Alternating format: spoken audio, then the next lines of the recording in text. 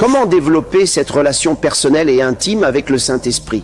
Eh bien, de la même manière, par la parole et la prière. Maintenant, c'est l'autre aspect que nous devons reconnaître. 3. Vous savez, si vous ne parlez pas à quelqu'un que vous connaissez, votre relation ne peut pas se construire. Voyez, peu importe à quel point vous êtes proches physiquement, sans échange continu de pensée, en se parlant, votre relation ne peut pas grandir. Toute relation sans communication meurt, peu importe la nature de la relation.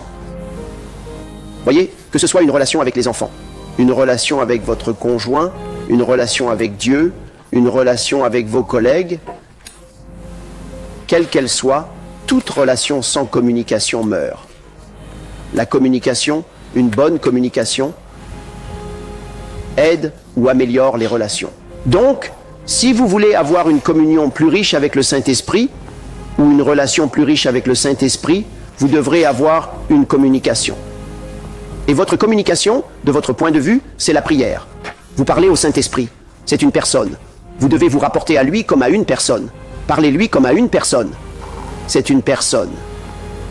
Cette prière que nous disons tout le temps, la grâce de notre Seigneur Jésus-Christ, l'amour de Dieu et la communion ou la communion du Saint-Esprit soit avec vous. C'est une indication du type de relation que nous sommes censés avoir. Il est dit, la grâce de notre Seigneur Jésus-Christ, la grâce fournie par lui, l'amour de Dieu. Vous voyez, donc Dieu est celui qui fournit tout cet amour. Et puis il est dit, et la communion du Saint-Esprit. Voyez, parce que le Père est au ciel. Jésus est monté au ciel. Seul le Saint-Esprit est ici avec nous. Donc, le Dieu que nous connaissons aujourd'hui, avec lequel nous interagissons aujourd'hui, est le Saint-Esprit. C'est lui qui est ici, avec nous sur terre. C'est lui qui rend la présence de Jésus réelle pour vous. C'est lui qui rend la présence de Dieu réelle pour vous. Alors, apprenez à lui parler. Et ensuite, parlez en langue. Si vous avez reçu le Saint-Esprit, il est fort probable que vous parliez déjà en langue.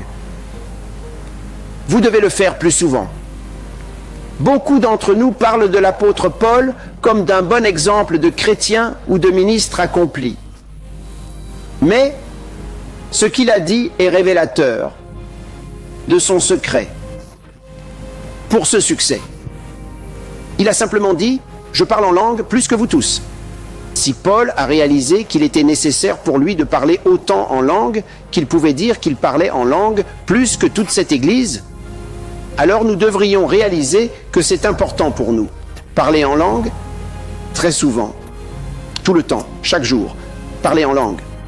Pour regarder et obtenir d'autres messages connexes de Pasteur Chris, veuillez explorer la bibliothèque numérique du Pasteur Chris, disponible sur le Loveboat App Store.